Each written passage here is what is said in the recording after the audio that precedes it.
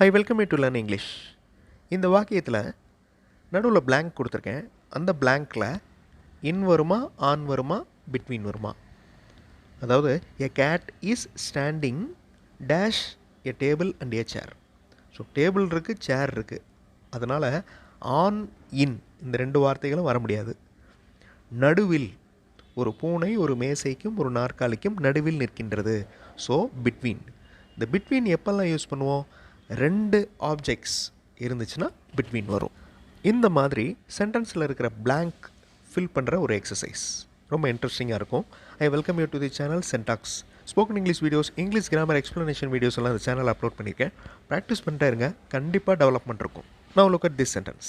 I dash listen because I ஆம் doing an important work. இதில் ஐ ஆம் லிசன் அப்படின்னு வருமா, இல்லை ஐ கெனாட் லிசன் வருமா, ஐ ஆம் நாட் லிசன் வருமா? வீடியோ பாஸ் பண்ணிவிட்டு ஆன்சர் கண்டுபிடிங்க. ஆன்சர் ஃபியூ செகண்ட்ஸில் டிஸ்பிளே ஆகும்.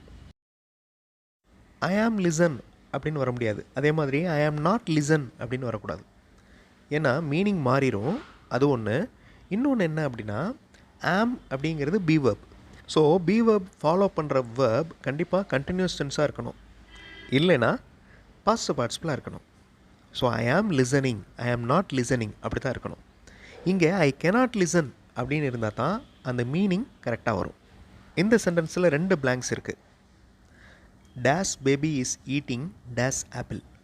த பேபி வருமா, இல்லை ஏ பேபி வருமா? வீடியோ பாஸ் பண்ணிவிட்டு கீழே இருக்கிற மூணு ஆப்ஷன்ஸில் எந்த ஆப்ஷன் கரெக்டாக வரும்? ஆன்சர் ஃபியூ செகண்ட்ஸில் டிஸ்பிளே ஆகும். ஃபர்ஸ்ட் டைம் வர்றதுனால ஏ அண்ட் ரெண்டுமே வரணும். இதே பேபியை திரும்பவும் சொல்கிறோம், இதே ஆப்பிளை பற்றி திரும்பவும் அடுத்த சென்டென்ஸில் சொல்கிறோம் அப்படின்னு வந்துச்சுன்னா த வரணும். ஓகே, இங்கே ஃபர்ஸ்ட் சென்டென்ஸாக இருக்கிறதுனால இங்கே ஒரு சென்டென்ஸ் தான் இருக்குது, இதான் ஃபர்ஸ்ட் டைம் நான் சொல்கிறேன். அதனால் எ baby is eating an apple. Again இதே பேபியை சொல்கிறப்ப த வரணும். இங்கிலீஷ் மாடல் சென்டென்சஸ் இருக்கிற வீடியோஸ் இன்னொரு சேனல் சென்டாக்ஸ் ப்ளஸில் அப்லோட் பண்ணியிருக்கேன். சேனல் வீடியோஸ் பாருங்கள். அந்த சென்டென்சஸ் மாதிரி உங்களுடைய ஓன் சென்டென்சஸ் ஃப்ரேம் பண்ணி ப்ராக்டிஸ் பண்ணலாம். கண்டிப்பாக யூஸ்ஃபுல்லாக இருக்கும். another set of prepositions. So இந்த blanksல prepositions ஃபில் பண்ண போகிறீங்க.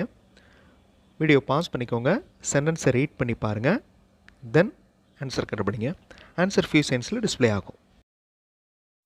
ஒரு மழை நாளில் அவர் ஒரு ஷெட்டுக்கு அடியில் நின்று கொண்டிருக்கிறார். On a rainy day. At அப்படிங்கிறது டைமுக்கு யூஸ் பண்ணுவோம். அதே மாதிரி ஆஃப் அப்படின்னா உடைய அப்படின்னு அர்த்தம். So on a rainy day he is standing under a shed. ஷெட்டுக்கு அடியில், அண்டர் அப்படின்னா அடியில். I don't know dash he booked a ticket or not.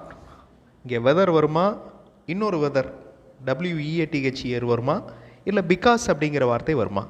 Video pause பண்ணிவிட்டு யோசிச்சு ஆன்சர் கண்டுபிடிங்க. ஆன்சர் ஃபியூ செகண்ட்ஸில் டிஸ்பிளே ஆகும். அவர் டிக்கெட் முன்பதிவு செய்து விட்டாரா இல்லையா என்று எனக்கு தெரியவில்லை. Weather WHETHER. அதே வெதர் ப்ரொனவுன்சியேஷனில் இன்னொரு வார்த்தை இருக்குது பாருங்கள், அது ஹோமோஃபோன்ஸ். ஓகே, WEATHER வெதர் காலநிலை அப்படின்னு அர்த்தம். ஐ don't know dash to operate this machine. இங்கே பிளாங்க்கில் என்ன வரும்? வீடியோ பாஸ் பண்ணிவிட்டு யோசிங்க. ஆன்சர் ஃபியூ செகண்ட்ஸில் டிஸ்பிளே ஆகும். இந்த இயந்திரத்தை இயக்குவது எப்படி என்று எனக்கு தெரியவில்லை. அந்த எப்படி அப்படிங்கிற வார்த்தை conjunction. I don't know how to operate this machine. I don't no to operate this machine அப்படின்னு சொல்லக்கூடாது, how to operate this machine தான் சொல்லணும். இந்த ரூல் ஒரு இம்பார்ட்டன்ட் கிராமர் ரூல். இதை நான் நிறைய வீடியோஸில் சொல்லியிருக்கேன். One of my dash is missing. Book வருமா, புக்ஸ் வருமா, புக்டு வருமா? வீடியோ பாஸ் பண்ணிவிட்டு ஆன்சர் கண்டுபிடிங்க. ஆன்சர் ஃபியூ செகண்ட்ஸில் டிஸ்பிளே ஆகும். என்னுடைய புத்தகங்களில் ஒன்று தொலைந்து விட்டது. ஓகே, என்னுடைய புத்தகத்தில் ஒன்று அப்படின்னு சொல்ல மாட்டோம். ஸோ புக் வரக்கூடாது. அதே மாதிரி புக்டு அப்படிங்கிறது அது வேர்பாக போயிடுது, அதாவது வேலையை குறிக்கும் வார்த்தை. So books is the correct answer. கீழே கொடுத்துருக்கிற மூணு வார்த்தைகள், அதாவது அன்கம்ஃபர்டபுள், டிஸ்கம்ஃபர்டபுள், மிஸ்கம்ஃபர்டபுள், இதில் எது கரெக்ட்? வீடியோ பாஸ் பண்ணிவிட்டு ஆன்சர் யோசிங்க. ஆன்சர் ஃபியூ செகண்ட்ஸில் டிஸ்பிளே ஆகும். டிஸ்கம்ஃபர்ட் அப்படின்னு சொல்லலாம். Okay, discomfort. அன்கம்ஃபர்டபுள் அப்படி தான் சொல்லணும், டிஸ்கம்ஃபர்டபுள் அப்படின்னு வராது. அதே மாதிரி மிஸ்கம்ஃபர்டபுள்னு வேர்டே இல்லை. What is the matching word for big? Big அப்படின்னா பெரிய அப்படின்னு அர்த்தம். ஸ்மால், மேக்னிஃபிஷியன்ட், டைனி, இந்த மூணு வார்த்தையில் இதே அர்த்தம் கொண்ட வார்த்தை எது? வீடியோ பாஸ் பண்ணிவிட்டு ஆன்சர் கண்டுபிடிங்க. ஆன்சர் ஃபியூ செகண்ட்ஸில் டிஸ்பிளே ஆகும். ஈஸியாக ஆன்சர் கண்டுபிடிச்சிருப்பீங்க. ஸ்மால் அப்படின்னா சின்ன, சிறிய. டைனி அப்படின்னாலும் சிறிய. மேக்னிஃபிஷியன்ட் பெரிய அப்படின்னு அர்த்தம். It is very difficult to do this dash I must complete this work.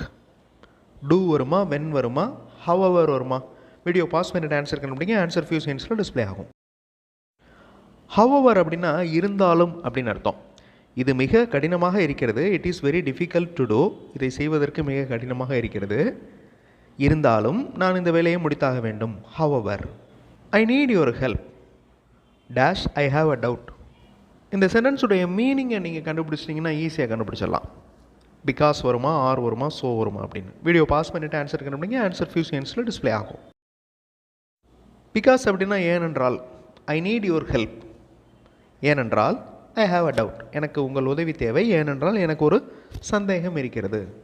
இங்கே ஆர் ஃபில் பண்ணிங்கன்னா வேறு மீனிங் வந்துடும். அதே மாதிரி ஸோ வந்தாலும் வேறு மீனிங் வந்துடும்.